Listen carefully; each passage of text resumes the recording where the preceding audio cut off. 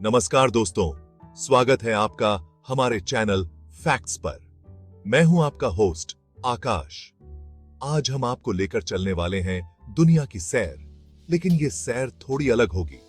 हम आज बात करेंगे उन 10 रेयर और यूनिक खाने की चीजों की जो आपने शायद ही कभी देखी या सुनी होंगी।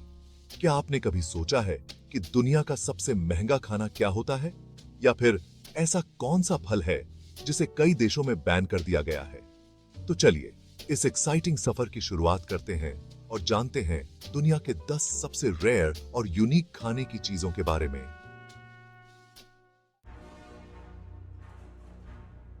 हमारी लिस्ट में सबसे पहले नंबर पर है सफेद ट्रफल्स। यह रेयर और कीमती कवक इटली के कुछ हिस्सों में पाया जाता है और इसे किचन का हीरा भी कहा जाता है। सफेद ट्रफल्स की कीमत $3000 प्रति पाउंड तक जा सकती है।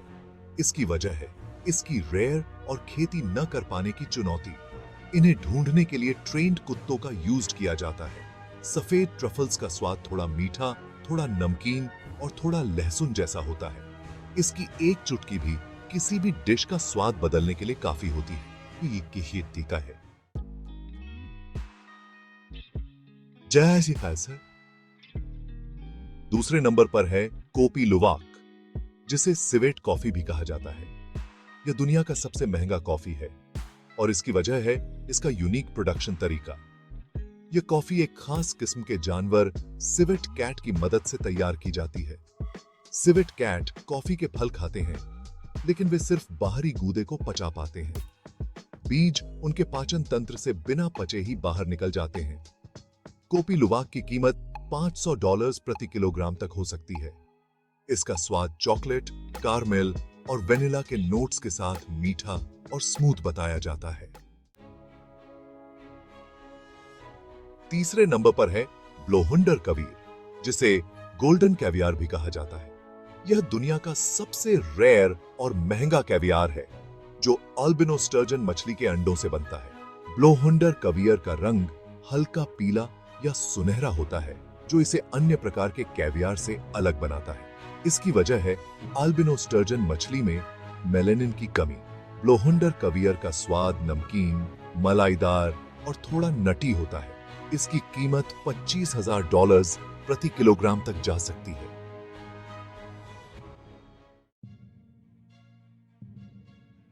चौथे नंबर पर है फुगू, जो एक प्रकार की पफर फिश होती है, जिसे जापान में एक डेलिकेसी के रूप में खाया जाता है।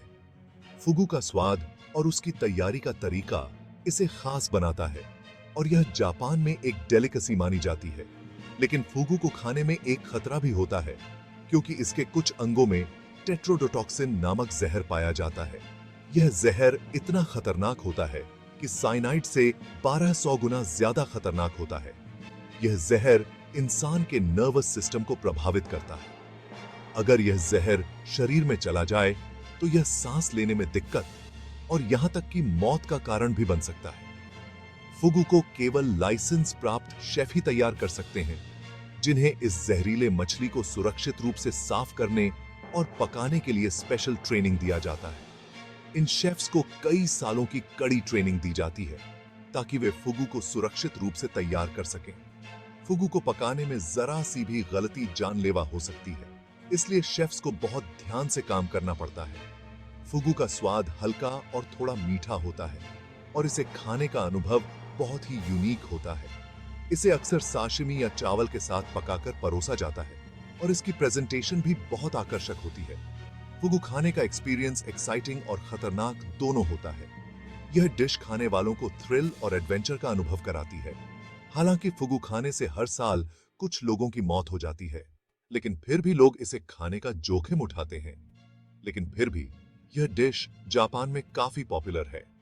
लोग इसके स्वाद और थ्रिल के लिए इसे खाना पसंद करते हैं। पांचवें नंबर पर है मड इगुआना, जो इक्वाडोर की एक पारंपरिक डिश है। यह डिश इक्वाडोर की सांस्कृतिक धरोहर का एक महत्वपूर्ण हिस्सा है। जैसा कि नाम से ही पता चलता है, यह डिश मिट्टी में रहने वाले इगुआना से बनाई जाती है। इगुआना को पकाने की प्रक्रिया भी बहुत दिलचस्प होती है। इक्वाडोर के लोग सदियों से मड इगुआना खाते आ रहे हैं। यह डिश उनके खान पान का एक अहम हिस्सा है और इसे विशेष अवसरों पर भी परोसा जाता है। यह डिश उनके खान पान का एक अहम हिस्सा है। मड इगुआना को पकाने के कई तरीके हैं जो इसे और भी खास बनाते हैं। मड इगुआना को अक्सर सूप, स्टू या ग्रिल करके खाया जाता है। हर तरीके का अपना अलग स्वाद और महक होती है। मड इगुआना का स्वाद चिकन और मछली के बीच का बताया जाता है। यह स्वादिष्ट और पौष्टिक दोनों होता है। यह डिश प्रोटीन और पोषक तत्वों का एक अच्छा सोर्स है। इसमें विटामिन और मिनरल्स भी प्रचुर मात्रा में होते हैं। हालांकि मड इगुआना की आबादी में गिरावट के कारण इसे अब एक संकटग्रस्त प्रजाति माना जाता है। इसके संरक्षण के लिए कई प्रयास किए जा रहे हैं। इक्वाडोर सरकार ने मड इगुआना के शिकार पर बैन लगा दिया है और इसके संरक्षण के लिए कई कदम उठाए हैं। सरकार और स्थानीय समुदाय मिलकर इस प्रजाति को बचाने के लिए काम कर रहे हैं। 7वें नंबर पर है बर्ड नेस्ट सूप, जो चीन की एक डेलिकेसी है। यह सूप स्विफ्टलेट पक्षी के घोंसलों से बनाया जाता है, जो अपनी लार से घोंसला बनाते हैं। बर्ड नेस्ट सूप का स्वाद हल्का और थोड़ा मीठा होता है। इसे अक्सर औषधीय गुणों के लिए भी खाया जाता है। इसकी कीमत $3000 प्रति किलोग्राम तक हो सकती है। 8वें नंबर पर है एस्कामोल्स, जिसे इंसेक्ट कैवियार भी कहा जाता है। यह मेक्सिको की एक डेलिकेसी है जो चींटी के अंडों से बनाई जाती है। एस्कामोल्स को इकट्ठा करना एक कठिन और खतरनाक काम है। इन्हें अक्सर ऊंचे ऊंचे पेड़ों से इकट्ठा किया जाता है, जहां चींटियां अपने घोंसले बनाती हैं। एस्कामोल्स का स्वाद नट्टी और मक्खन जैसा होता है। इन्हें अक्सर टैकोस, आमलेट और सूप में खाया जाता है। 9वें नंबर पर है ड्यूरियन, जिसे अप्फलों का राजा भी कहा जाता है। यह दक्षिण पूर्व एशिया में पाया जाने वाला एक फल है जो अपने तेज गंध और यूनिक स्वाद के लिए जाना जाता है।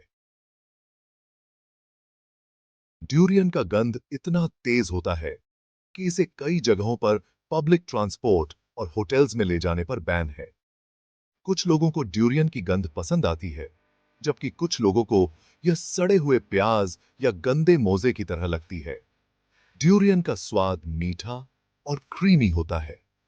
इसे अक्सर कच्चा खाया जाता है, लेकिन इसका यूज्ड आइसक्रीम, केक और अन्य मिठाइयां बनाने में भी किया जाता है।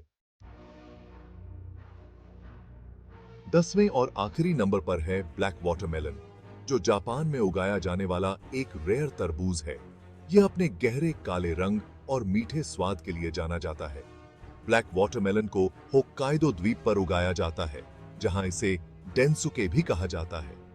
यह तरबूज अपनी मिठास और कुरकुरेपन के लिए प्रसिद्ध है। ब्लैक वाटरमेलन बहुत ही रेयर और महंगा होता है। इसकी कीमत $6000 तक हो सकती है। तो दोस्तों, ये थे दुनिया के 10 सबसे रेयर और यूनिक खाने की चीजें। इनमें से कौन सा आपको सबसे ज्यादा इंटरेस्टिंग लगा? कमेंट में हमें जरूर बताएं। अगर आपको हमारा यह वीडियो पसंद आया हो तो इसे लाइक और शेयर करें और हमारे चैनल फैक्ट्स को सब्सक्राइब करना न भूलें। मैं आकाश जल्द ही एक और इंटरेस्टिंग वीडियो के साथ वापस आऊंगा। तब तक के लिए नमस्कार।